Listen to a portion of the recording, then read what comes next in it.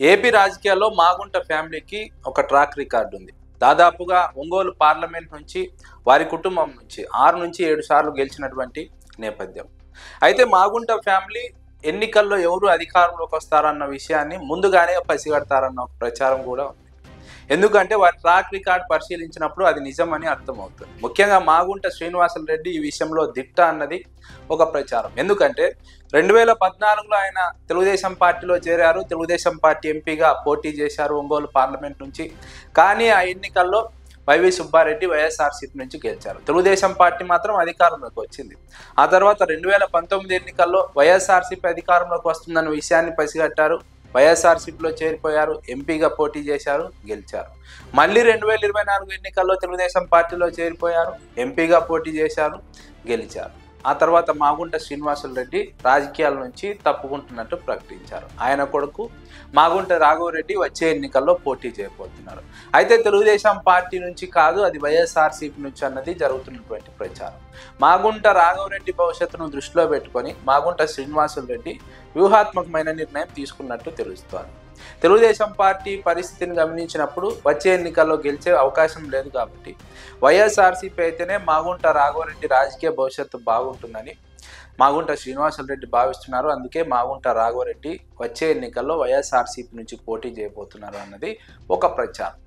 అయితే వైఎస్ఆర్సీపీ నుంచి పోటీ చేస్తున్నారంటే ఖచ్చితంగా తెలుగుదేశం పార్టీ ఓడిపోతుంది, వైఎస్ఆర్సీపీ గెలుస్తుందని అంచనా వేస్తున్నట్టే.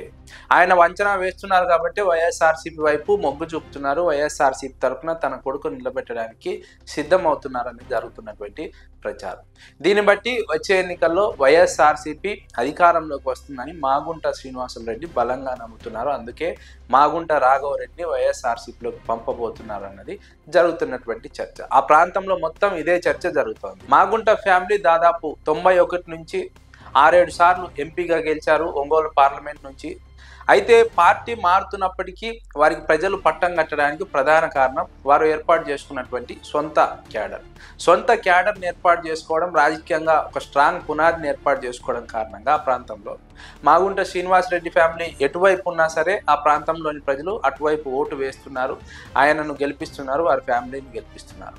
ఇప్పుడు కూడా అదే ఫార్ములాతో మాగుంట శ్రీనివాసరెడ్డి అదే ధైర్యంతో ముందుకు వెళ్తున్నారు. మళ్ళీ కూడా వైఎస్ఆర్సీపీ నుంచి పోటీ చేసిన తమకు ఖచ్చితంగా ఈ ప్రాంత ప్రజలు ఓటు వేసి గెలిపిస్తారన్నది మాగుంట శ్రీనివాసులు రెడ్డి నమ్మకం. అందుకే పార్టీని నమ్మకుండా ఆయన సొంత క్యాడర్ను నమ్ముకున్నారు. మళ్ళీ కూడా వైఎస్ఆర్సీపీ నుంచి పోటీ చేయబోతున్నారు. మాగుంట ఫ్యామిలీ ఇన్నిసార్లు ఎంపీగా గెలవడానికి సొంత క్యాడర్ని ఏర్పాటు చేసుకోవడం ప్రధానమైనటువంటి కారణం. కేవలం పార్టీ గాలిలో గెలవడమే కాదు, పార్టీని నమ్ముకొని గెలవడమే కాదు, సొంతంగా క్యాడర్ ఉంటే ఏ పార్టీలో ఉన్నా కూడా గెలవడానికి సాధ్యం ఉంటుందని మాగుంట శ్రీనివాసులు రెడ్డి వ్యవహారం నిరూపించింది. అందుకే మాగుంట శ్రీనివాసులు రెడ్డి 14లో తెలుగుదేశం, 19లో వైఎస్ఆర్సీపీ, మళ్ళీ 24లో తెలుగుదేశం, మళ్ళీ ఇంకో పార్టీలోకి చేరినా కూడా ఆయన గెలవడానికి, ఆయన కుటుంబం గెలవడానికి ప్రధానమైనటువంటి కారణం ఆయన ఏర్పాటు చేసుకున్నటువంటి ఒక బేస్. అందుకే వచ్చే ఎన్నికల్లో వైఎస్ఆర్సీపీ నుంచి పోటీ చేయబోతున్నారు. ఇప్పటికే జగన్మోహన్ రెడ్డితో కూడా మంతనాలు జరిపారు. టికెట్ కూడా కన్ఫర్మ్ అయింది మాగుంట రాఘవరెడ్డికి.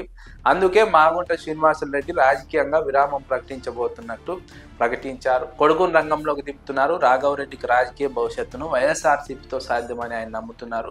వైఎస్ఆర్సీపీ కూడా అధికారంలోకి వస్తుందని నమ్ముతున్నారు. ఈ నేపథ్యంలోనే మాగుంట శ్రీనివాసులు రెడ్డి తన కొడుకును వైఎస్ఆర్సీపీలోకి రంగంలోకి దింపుతున్నట్టు తెలుస్తోంది.